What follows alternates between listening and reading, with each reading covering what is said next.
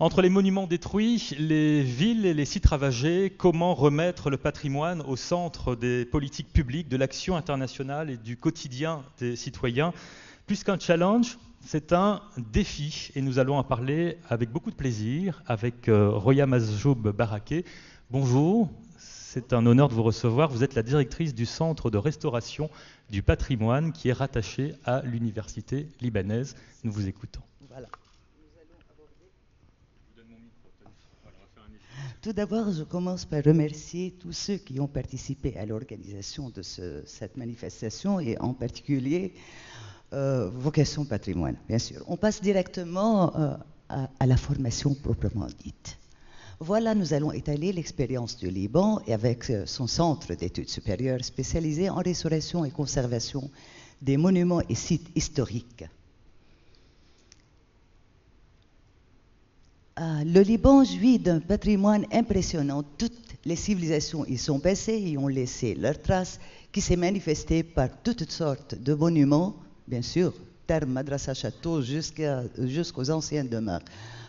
Presque toutes ces villes ont gardé leur noyau historique. 5 de ces sites sont classés au patrimoine mondial, dont un est mixte, culturel et naturel.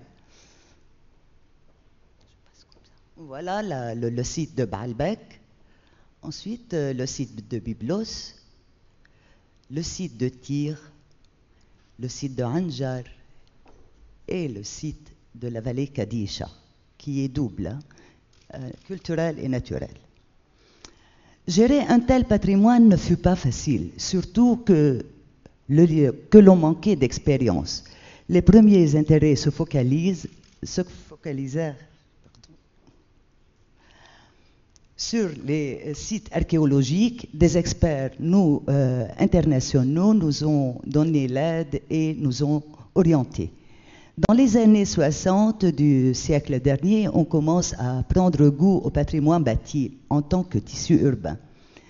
Des problèmes se sont posés, le savoir-faire manque, les métiers de l'architecture traditionnelle ont disparu, le patrimoine bâti poursuit sa dégradation et risque de disparaître. Les interventions sauvages de restauration sont irréversibles. La formation d'experts locaux dotés du savoir-faire s'avère d'une nécessité extrême. Et voilà la création du Centre d'études supérieures de l'Université libanaise. Donc l'Université libanaise prit la relève. Elle lança en 1097 un cursus de 2 ans pour former les architectes restaurateurs et créa le Centre d'études supérieures de restauration et de conservation.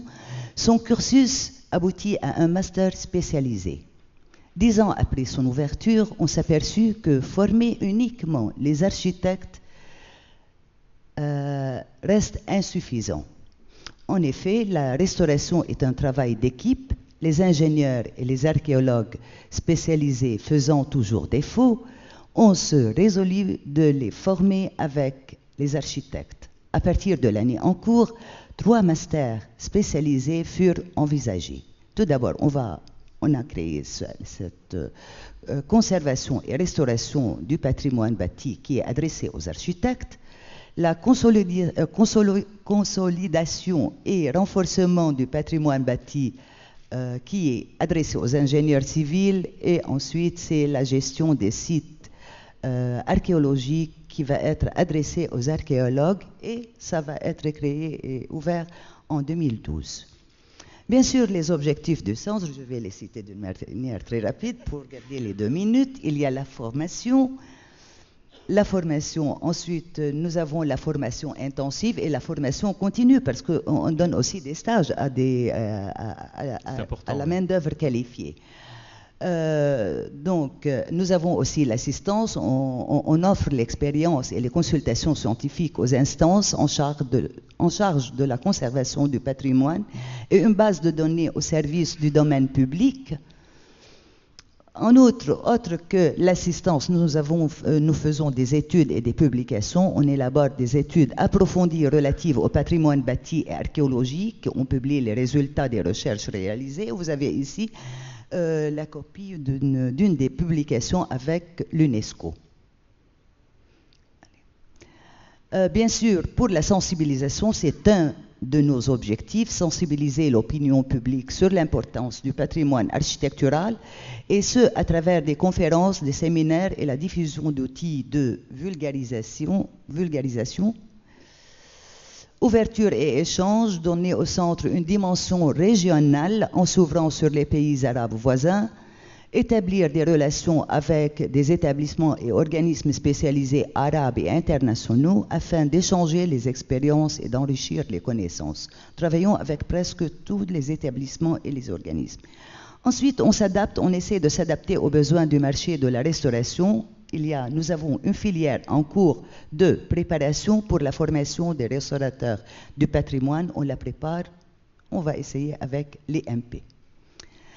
L'organisation des études, le programme du centre est réparti en 4 semestres sur 2 années qui débutent par un tronc commun. Allez. Les principaux thèmes abordés, nous avons bien sûr l'histoire de l'architecture, histoire et théorie de la restauration et de la conservation, pratique du monument et du site, technologie et pathologie des matériaux et des structures, méthode de calcul, mécanique des sols et modélisation. Bien sûr, on aborde aussi la question de gestion du patrimoine bâti et archéologique, la ville historique, les paysages et territoires, législation du patrimoine culturel, gestion matérielle et gestion des ressources, conservation préventive, et ainsi de suite. Et pour conclure... Voilà, on passe vite. Les ateliers, nous avons les ateliers, comment on fait le regard et approche d'un monument, la cartographie des désordres, vous voyez, c'est cartographie des désordres, c'est original. Ah oui, nous faisons la cartographie des désordres. Lecture du bâti, eh bien, on passe à l'analyse de la pathologie des structures.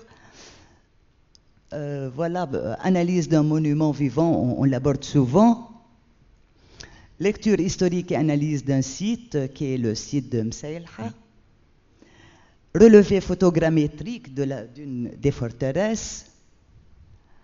Restauration et conservation du monument. Là, c'est une confrontation directe qui devrait être pluridisciplinaire.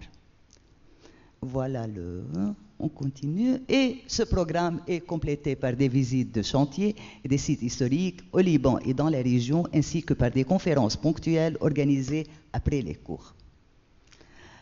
Pour les profils et prérequis, nous demandons comme prérequis un master en architecture ou en ingénieur en génie civil, et pour les archéologues, un master en archéologie, c'est-à-dire notre master est un master spécialisé. Voilà pour le centre de restauration. Si vous voulez nous contacter, voilà notre adresse. Merci bien de m'avoir prêté attention. C'est nous qui vous remercions pour ces belles photos qui nous ont fait voyager.